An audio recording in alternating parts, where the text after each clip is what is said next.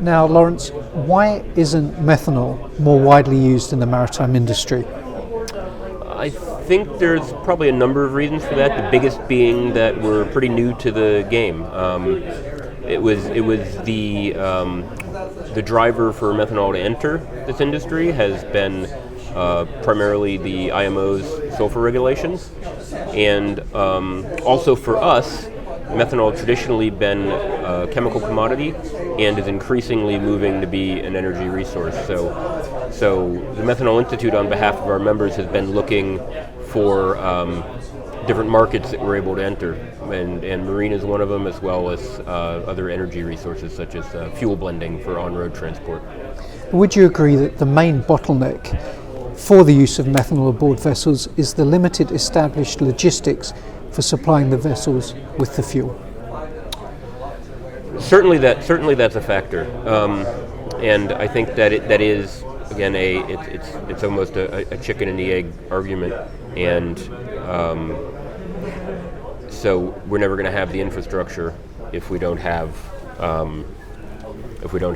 operators operating ships. So what our industry has tried to do, I think, is waterfront shipping, a subsidiary of Methanex, who's the world's largest methanol producer, has now operating, I believe, 11 dual fuel vessels running on manned dual fuel engines. And one of our other members, Promon, who is also one of the world's largest methanol producers, has entered a new partnership with Stena, and they've just ordered 2 methanol carriers that are going to be dual fuel vessels as well. So I think the industry is trying to get out in front and lead the transition and demonstrate the effectiveness of the technology, and also start to build out a little bit of that infrastructure. Now, at the tail end of the session, we asked the audience a number of questions. We polled them. Mm-hmm. Was there anything that surprised you in the audience response? I was a little bit surprised by the perception that the capex is high for methanol. I understand, given where the price is right now, that OPEX could be a concern, and I think we one of the ways we address that is with the dual fuel vessels, so that especially if you're not in an ECA and you have a dual fuel vessel and the price of methanol currently is high, you can run on diesel instead.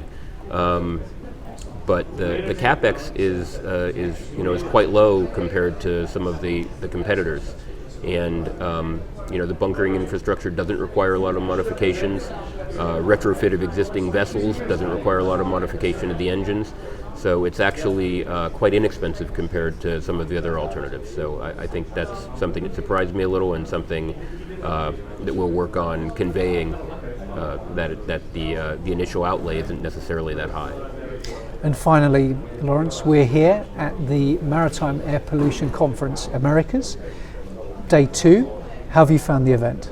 It's been great. I think I learned a lot. I think, especially as we're kind of new to this, we're still getting to know people in the marine industry. It's just been the last few years that we've kind of really dived into this space.